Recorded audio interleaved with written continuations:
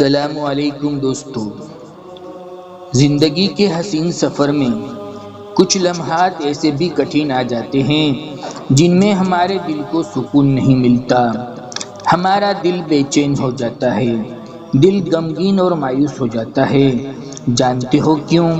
جب ہم ضد کرتے ہیں، جب ہم تقدیر کو نہیں جانتے، جب ہم اپنے نصیب سے لڑائی کرتے ہیں، جب ہماری خواہش کے مطابق ہمارے کام نہیں ہوتے، یا ہم جو چاہتے ہیں وہ نہیں ملتا، یا جو کچھ سوچ کے رکھا ہوتا ہے اس کے مطابق انجام نہیں ہوتا، یا صرف یہ چاہتے ہیں کہ جیسی ہماری سوچ اور ارادہ ہو ویسے ہی ہو جائے، تو سنو، حضرت علی رضی اللہ تعالیٰ عنہ فرماتے ہیں کہ ہم نے اپنے رب کو پہچانا جب ہماری خواہش کے مطابق کام نہیں ہوتے یا کسی کام کا ارادہ کرتے تو وہ ارادہ ٹوٹ جاتا۔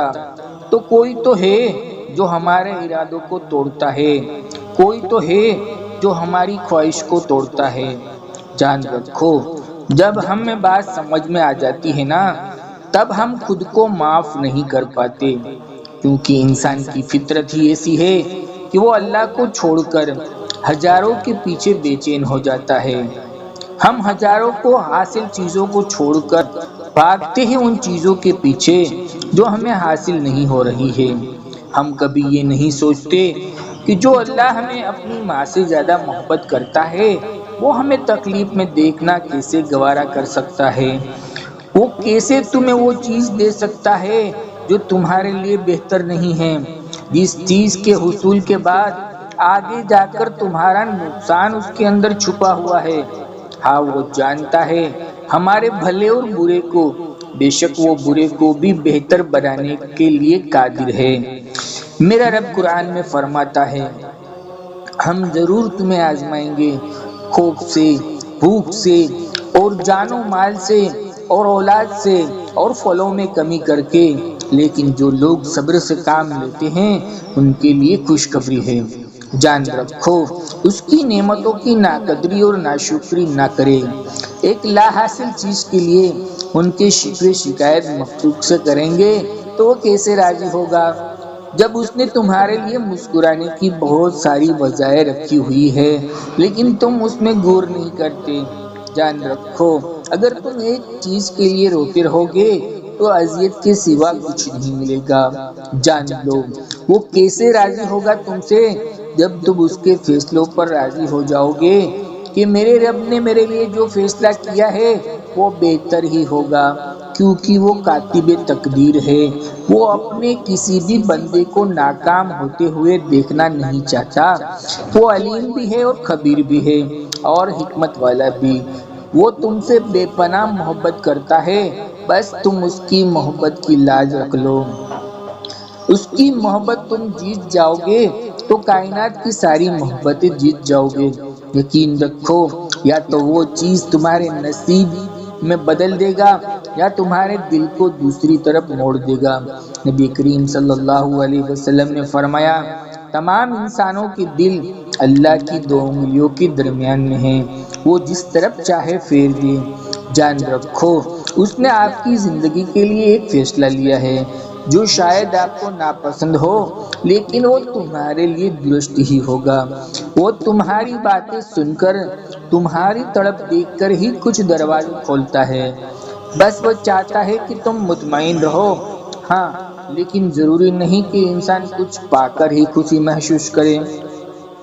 بعضوں کا حال ایسا بھی ہے کہ اس نے اللہ تعالیٰ کی خاطر کچھ چھوڑ دینے سے بھی خوشیاں ملتی ہیں، چاہے وہ بری عادتیں ہوں یا برے خیالات ہوں، یا آپ نے رب کی مقرر کی ہوئی حدود سے آگے نہ بڑھنا ہو، وہ ان کے لیے خوشی کا باعث ہوتی ہے۔ لیکن جب انسان اللہ کے دائروں کو توڑ کر خاک کے پتلے کے پیچھے بھاگتا ہے نا، تو پھر اللہ اسے دھکا دے دیتا ہے۔ میرا رب قرآن میں کہتا ہے، اگر تمہاری مدد اللہ کرے تو کوئی تم پر غالب آنے والا نہیں، اور اگر وہ تمہیں تنہا چھوڑ دے تو کون ہے جو تمہاری مدد کر سکے۔ اور مومنوں کو چاہیے کہ وہ اللہ پر بھروسہ رکھے۔ جان رکھو، اللہ سے اچھی امید کو ہمیشہ زندہ رکھنا، کیونکہ اگر امید نہ ہو تو زندگی ختم ہو جائے گی۔ اللہ ہمیں چھوٹی چھوٹی تکلیف دے کر بڑی بڑی مصیبتوں سے بچا لیتا ہے، تو یہ اس کی شان کریمی ہے۔ اس کی حکمت انسان کی سمجھ سے بالاتر ہے۔ اس کو وہی جان سکتا ہے جو اللہ کی بنائی ہوئی مخلوقات میں غور و فکر کرتے ہیں۔ جان رکھو، دعاؤں کی قبولیت تو صبر چاہتی ہے، وقت چاہتی ہے۔ میرا رب قرآن میں فرماتا ہے، اور ہر کام کا ایک وقت مقرر ہے۔ جب ہم صبر ہی نہیں کریں گے اور دل میں تڑپ ہی نہیں رکھیں گے تو کیسے کھولے گا وہ قبولیت کے دروازے؟ بے شک اللہ صابر کے ساتھ ہے۔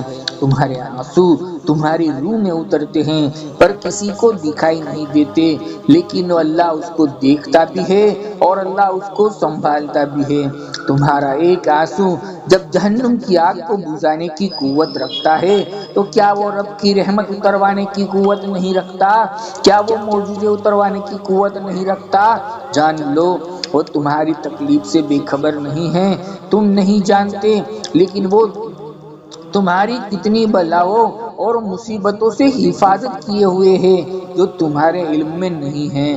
جان رکھو، ہر مصیبت نقصان لے کر نہیں آتی۔ جیسے حضرت نوح علیہ السلام کے لیے طوفان نقصان کا سبب نہیں بنا تھا بلکہ ان کی جیت اور کامیابی کا سبب بنا تھا، ویسے ہی تمہاری آزمائش عنقریب تمہاری جیت اور کامیابی کی وجہ بن جائے گی، جو تمہارے لیے اس کی کن فیکون کی وجہ بن جائے گی۔ جان رکھو، حالات موافق ہو یا مخالف ہو، یہاں ہم اپنی مرضی سے زندگی نہیں گزار سکتے۔ حالات کبھی ہماری تربیت کے مطابق ہوں گے تو کبھی ہماری طبیعت کے خلاف ہوں گے۔ ہمیں تو ہر حال میں شکر کرنا ہے، کیونکہ جس نے ہمیں پیدا کیا ہے وہ ہمیں سنبھالنا خوب جانتا ہے۔ کب کس کو کیا دینا ہے، جب آپ اس کے دل مایوسی غمگین محسوس کرنے لگے تو اس رب کی مہربانیاں گننا شروع کر دے۔ اللہ کی محبت کی مٹھاس دل میں محسوس ہونے لگے گی اور دل سکون سے لبریز ہو جائے گا۔ وہ بس یہ دیکھتا ہے کہ جب کوئی ٹوٹتا ہے تو اپنے بندے کی یقین اور ہمت کو دیکھتا ہے کہ وہ ان پریشانی میں، کن حالات میں امید سے وابستہ کرتا ہے۔ جان رکھو، ان سارے درد اور تکلیف کے زخموں کا مرہم تہجد کی دعا اور لمبے سجدے ہیں۔